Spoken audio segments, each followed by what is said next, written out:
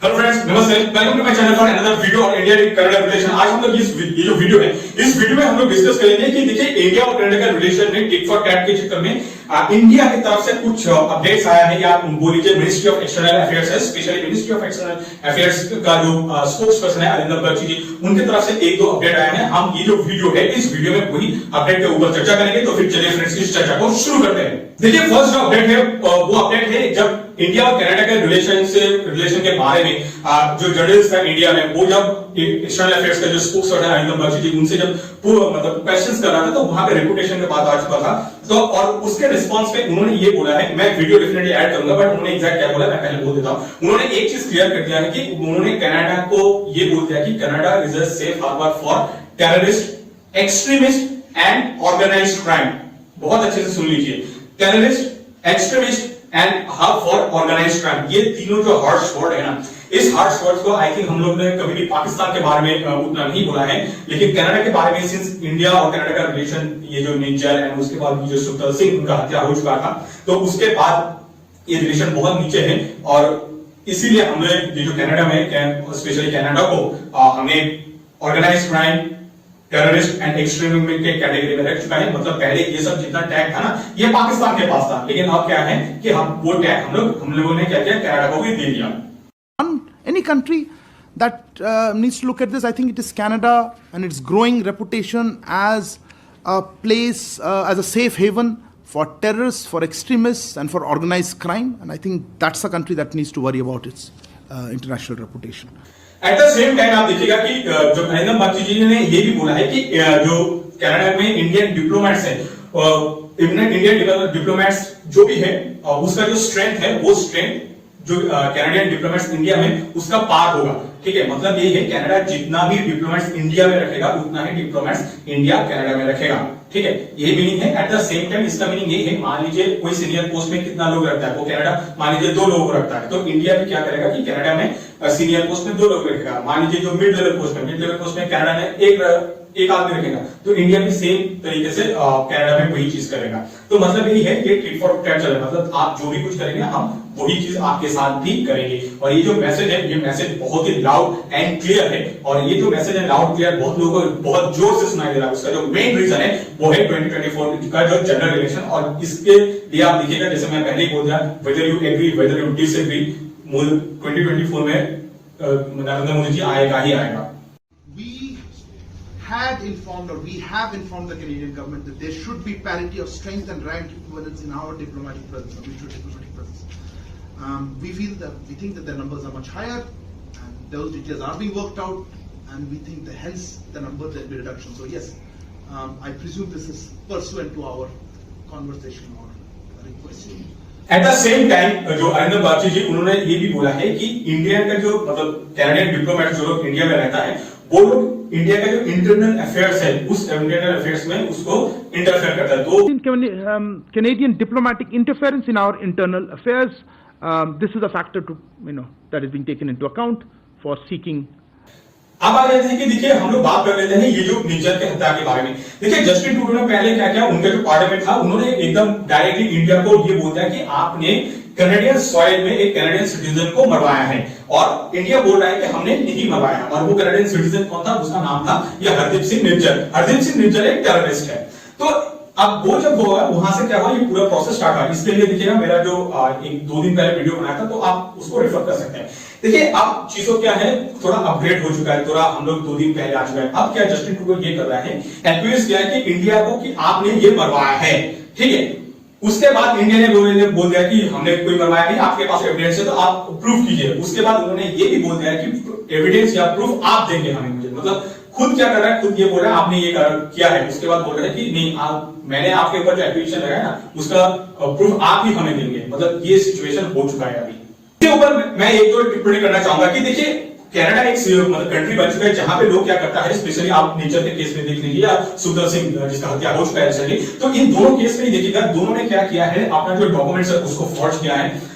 उसके बाद वो पंजाब से गया है कनाडा में, एंड कनाडा ये सब जानने के बावजूद उनको क्या किया, उनको एक्स्ट्राडिट नहीं किया, जो कि इंडिया और कनाडा के बीच में एक एक्स्ट्राडिशन ट्रीटी ऑलरेडी साइन है, लेकिन उन्होंने क्या किया, उन्होंने ये चीजों को फॉलो नहीं किया।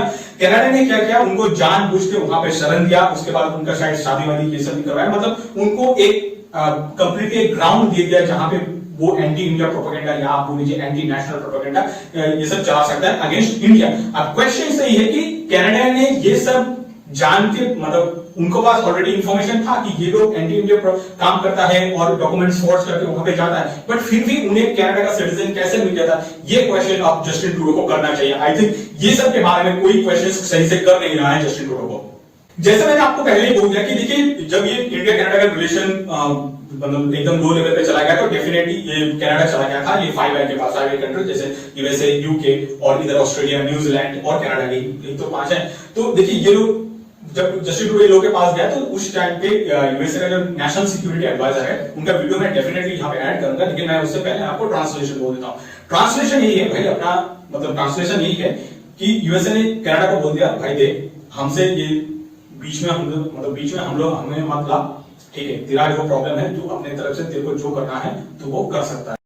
As soon as we heard from the Canadian Prime Minister publicly about the allegations, we went out publicly ourselves and expressed our deep concern about them, our support for a law enforcement process to get to the bottom of exactly what happened and to ensure that the perpetrators are held accountable.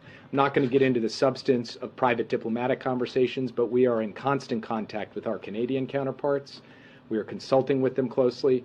We support the efforts that they are undertaking in this investigation, and we have also been in touch with the Indian government as well. And I will leave it at that for today, only to say that I have seen in the press some efforts to try to drive a wedge between the United States and Canada on this issue, and I firmly reject the idea that there is a wedge between the U.S. and Canada. We have deep concerns about the allegations, and we would like to see this investigation carried forward and the perpetrators held to account. That is what the United States has stood for from the moment this emerged in public, and we will continue to stand for that until this fully plays its way out. Canada भाई तेरे को जो करना है तू कर, तेरे चक्कर में हम इंडिया और यूएसए का जो बायलैटरल रिलेशन है उसको हम चोट पहुंचने नहीं दे सकते। तेरे को जहां पे जाना है तू जा, तेरे पास कुछ एविडेंस है तू सबके सामने एक्सपोज कर, जिसको देना है तू दे, लेकिन तू एक काम कर, जो काम तू कर रहा है ना तू वो सेपरेट कर, तू अपना जो प्रॉब्लम है उस प्रॉब्लम में यूएस को मत घसीट लेना। जैसे हम लोग क्या करते हैं कि पाकिस्तान को एक सेपरेट कैटेगरी पे रखते हैं, all together it's a different country.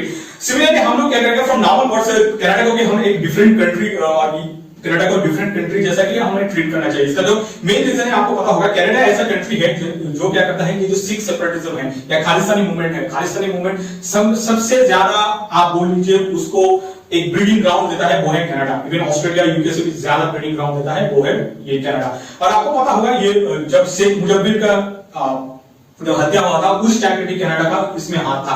उसके बाद आप देखिएगा कि तामिल वॉर भी चल रहा था, उस टाइम पे भी ये बहुत ज्यादा लोगों से पता चलता है, या आप थोड़ा जब पीछे जाएंगे तो वहां से आप ढूंढने की कोशिश करेंगे तो वहां पे भी दिखेगा कनाडा का डायरेक्ट इन्वॉल्वमेंट था। तो कनाडा का जो सिख सेपरेटिज्म या खालिस्तानी का जो इन्वॉल्वमेंट अभी आप लोगों को ये दिख रहा है, लेकिन ये ऐसा नहीं कि ये कुछ यूनिक चीज है, ये पहले भी हुआ था।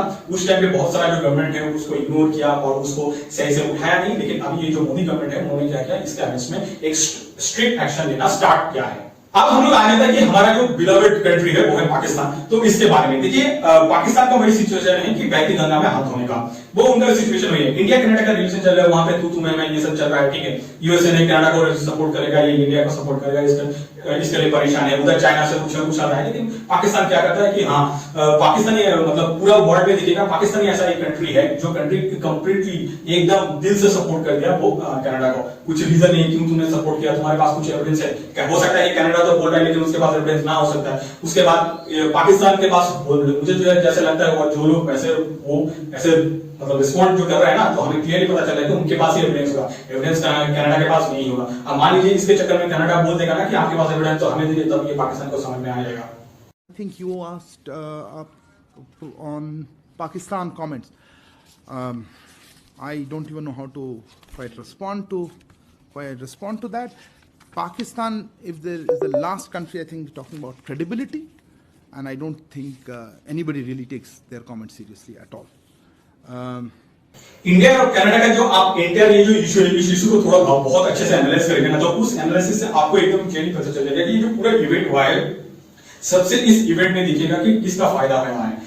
यूएसए का देखिए फायदा नहीं हुआ है, क्योंकि वो इंडिया को छोड़ सकता है ना कनाडा को छोड़ सकता है। सिमिलरली ऑस्ट्रेलिया, न्यूजीलैंड, यूके, ये लोग क्या करेगा, ये लोग अभी इंडिया के ऊपर उतना साइंस या इंडिया को कुछ नहीं बोल पाएगा, क्योंकि कनाडा ने खुद ने क्या किया कि उनके पास एविडेंस नहीं। मान लीजिए उनके पास एविडेंस होता तो शायद ये सब लोग बोल लेता। उसके बाद आप देखिए पूरा वर्ल्ड में देखिए, आप रशिया के पास तो कनाडा नहीं जा सकता, रशिया इवन चाइना के पास भी नहीं जा सकता। इसके बाद के मिडिल ईस्ट में तो कोई सुनता भी नहीं है। आपको पता होगा ये सऊदी अरबिया में जो उनका मोहम्मद बिन सलमान से जस्टिन ट्रूडो का उतना होता नहीं है, ठीक है। वो तो एक दूसरे को जब देखेगा तो मतलब मुक्का मार देगा, ऐसा सिचुएशन है। उसके बाद यूरोपियन यूनियन का भी सेम है, तो कोई इंडिया को कंडेम नहीं किया। लेकिन ये जो पूरा इवेंट को आप थोड़ा एनालाइज करेंगे, जैसे मैंने आपको पहले बोला, इसमें देखिएगा चाइना का बहुत ही मतलब प्रॉफिट चाइना का हो रहा है। हो सकता है कि चाइना ये पूरा चीजों में इन्वॉल्व नहीं है, लेकिन अल्टीमेटली चाइना को ही थोड़ा प्रॉफिट में जा रहा है, और आई थिंक यूएस इन सब चीजों को देख रहा है। अच्छा, पहले मैं बोल देता हूँ कि चाइना का प्रॉफिट क्या हो, कैसे हो रहा है, क्योंकि देखिए चाइना का जो मेन ऑब्जेक्टिव है ना, वो ऑब्जेक्टिव यही है कि मान लीजिए इंडिया के पास जो वेस्ट का सपोर्ट है ना, वो सपोर्ट हटाने के लिए, अब वो सपोर्ट हटाने में ये जो जस्टिन ट्रूडो बहुत हेल्प कर सकता है। तो चाइना, इसीलिए चाइना का थोड़ा मतलब हेल्प हो रहा है, लेकिन यूएस को ये सब चीजें पता है, तो उसके वजह से यूएस क्या करेगा, ये चीजों को डाउन प्ले कर देगा। मतलब मान लीजिए इन फ्यूचर एविडेंस मिल भी जाएगा, क्योंकि बहुत ही मतलब रेयरेस्ट टू रेयरेस्ट केसेस है, प्रोबेबली 1% उसका चांसेस है कि मिलेगा एविडेंस कुछ, लेकिन उस टाइम पे भी ये देखिएगा यूएसए इसको जाने देगा। इसके बाद हम लोग आगे जाते हैं कि जस्टिन ट्रूडो के ऊपर। देखिए हो सकता है कि Justin Trudeau for time being वो अभी बैकफुट पे हैं, क्योंकि उनके पास बहुत एविडेंस ये सब कुछ है नहीं, लेकिन जस्टिन ट्रूडो के लिए ये जो मतलब फेज जा रहा है, या आप मान लीजिए ये जो सिचुएशन है ना, वो डू एंड डाई सिचुएशन हो चुका है। तो अब वो मतलब इजीली ये चीज को जाने नहीं देगा। एनीवेज उनका जो मतलब डोमेस्टिकली जो उनका जो रेटिंग्स है, वो रेटिंग बहुत ही डाउनग्रेडेड है, और मुझे लगता है कि इसके चक्कर में क्या होता है, वहां पे जो कंजर्वेटिव पार्टी है, वो कंजर्वेटिव पार्टी पावर में आ सकता है। लेकिन जस्टिन ट्रूडो क्या करेगा कि जब तक वो पावर में है, तब तक वो ये जो पूरा इंडिया के साथ कनाडा का रिलेशन, वो बाइलेटरल रिलेशन खराब कर देगा, अपना जो डोमेस्टिक पॉलिटिक्स है उसको बचाने के चक्कर में। एट द सेम टाइम ये भी आप देखिएगा, जैसे 2019 में हुआ था ना कि बहुत सारा एंटी इंडिया गैंग एक्टिवेट हो गया था, तो ट्रूडो वो कोशिश डेफिनेटली करेगा कि जितना एंटी इंडिया और बोल के एंटी सोशल एलिमेंट्स है ना, उसको एक्टिवेट धीरे धीरे करना स्टार्ट कर देगा। नाउ आप आ जाते हैं कि बैक टू आवर टॉपिक, जो ये जो वीडियो है, वीडियो का जो मेन पार्ट था कि मिनिस्टर ऑफ एक्सटर्नल अफेयर्स ने जो कनाडा को एक नया पहचान दिया, और उस पहचान से क्या हुआ कि इंडिया में बहुत सारे जो लोग हैं ना, वो कनाडा का अब नया तरीके से कनाडा का मतलब कनाडा जो कंट्री है उसको देखना स्टार्ट कर दिया। कनाडा को अब क्या करेगा कि बहुत जो सारा इंडियंस है उसको अब डेवलप कंट्री नहीं सोचेगा, क्योंकि मान लीजिए कनाडा के ऊपर गवर्नमेंट ऑफ इंडिया का ये बयान है कि वो एक्सट्रीमिस्ट ग्रुप को सपोर्ट करता है, टेररिज्म को सपोर्ट करता है, या और वहां वो कंट्री क्या है कि ये जो ऑर्गेनाइज्ड क्राइम है इसको सपोर्ट करता है। मान लीजिए ये जो 3-4 चीजें उनके साथ अब एडजेक्टिव हो चुका है ना, तो इसके बाद देखिएगा कि जो मेन प्रॉब्लम है कि कनाडा में बहुत लोग स्टूडेंट क्या करता है, पढ़ने जाता है, ठीक है। वहां पे बहुत सारा लोग बिजनेस तो उतना करने नहीं जाता है, वहां पे लोग इसलिए जाता है कि मान लीजिए जो सोसाइटी में आपका जो लेडर है वो यहाँ से थोड़ा ऊपर जाएगा, लेकिन इसके लिए जा रहा था। लेकिन अब क्या होगा कि कनाडा का मान लीजिए ये सब बहुत अच्छा एब्जेक्टिव आ चुका है, and at the same time Canada अब इक्विवेलेंट टू पाकिस्तान हो चुका है।